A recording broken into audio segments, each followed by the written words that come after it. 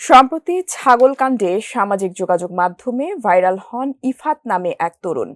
এ ঘটনায় সামনে আসে তার বাবা মতিউর রহমানের নাম, যিনি জাতীয় রাজস্ব বোর্ডের একজন কর্মকর্তা। পরে একে একে বেরিয়ে আসে মতিউরের নানা কাণ্ড। প্রকাশ পেতে থাকে স্ত্রী, সন্তান ও আত্মীয়দের নামে তার পাহাড় সমান সম্পদের তথ্য।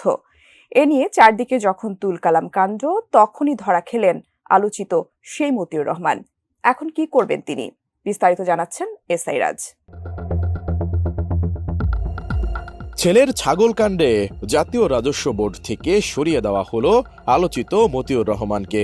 তিনি এনবিআর-এর কাস্টমস, এক্সাইজ ও ভ্যাট অ্যাপিলেট ট্রাইব্যুনালের প্রেসিডেন্ট ছিলেন। রোববার অর্থ মন্ত্রণালয়ের এক প্রজ্ঞাপনে তাকে সরিয়ে দেওয়ার কথা বলা হয়েছে। এনবিআর থেকে সরিয়ে তাকে অর্থ মন্ত্রণালয়ের অভ্যন্তরীণ সম্পদ বিভাগে সংযুক্ত করা হয়েছে। তবে কেন এই ব্যবস্থা নেওয়া হয়েছে প্রজ্ঞাপনে তা উল্লেখ করা হয়নি। বলা হয়েছে, জনস্বার্থে জারিকৃত এই আদেশ অবিলম্বে কার্যকর হবে। একই সঙ্গে ডক্টর মতিউর রহমানকে সোনালী ব্যাংক থেকেও সরানো হচ্ছে বলে জানা গেছে। এরই মধ্যে তাকে ব্যাংকের বোর্ড সভায় আসতে নিষেধ করা হয়েছে। তিনি রাষ্ট্রায়ত্ত সোনালী ব্যাংকের পরিচালক। চলতি সপ্তাহের মধ্যে পরিচালক পদ থেকে তাকে অপসারণ করা হতে পারে। এর আগে কোরবানি উপলক্ষে 15 লাখ টাকার একটি ছাগল কিনতে গিয়ে আলোচনায় আসেন মুশফিকুর রহমান ইফাত নামের এক যুবক। পরে জানা যায় ইফাত এনবিআর সদস্য মতিউর রহমানের ছেলে। এরপরই একজন সরকারি কর্মকর্তার ছেলের বিপুল পরিমাণ টাকায় গরু ছাগল কেনা নিয়ে তুমুল আলোচনা সমালোচনা হয়। এক পর্যায়ে মতিউর রহমান দাবি করেন ইফাত তার ছেলে না, এমনকি এই তরুণ তার পরিচিতও নয়।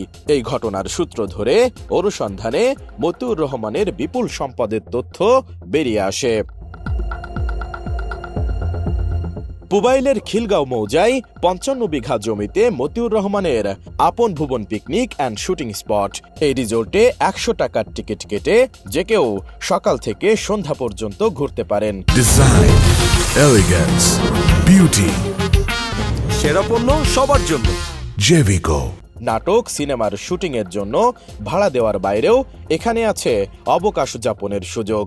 মতিউর রহমানের প্রথম স্ত্রী লাইলা কানিজ লাকির নামে নরসিংদীর রায়পুরায় 100 বিঘা জমির ওপর গড়ে তোলা হয়েছে লাকি পার্ক নামে আলিশান রিজোর্ট, যার বর্তমান নাম ওয়ান্ডার পার্ক। এই পার্ক তৈরি করতে গিয়ে জমি দখলের অভিযোগও রয়েছে তার বিরুদ্ধে। অন্যদিকে ময়মনসিংহের ভালুকায় প্রায় 300 বিঘা জমির ওপর মতিউর রহমানের গ্লোবাল জুতা ফ্যাক্টরি। এই ফ্যাক্টরির চেয়ারম্যান তিনি নিজেই। বিভিন্ন দেশে রফতানি করা হয় এই ফ্যাক্টরির জুতা। এছাড়া রাজধানীর বসুন্ধরা আবাসিক এলাকার 7 তলা একটি বাসার 2য় তলায় বসবাস করেন মতিউর রহমান।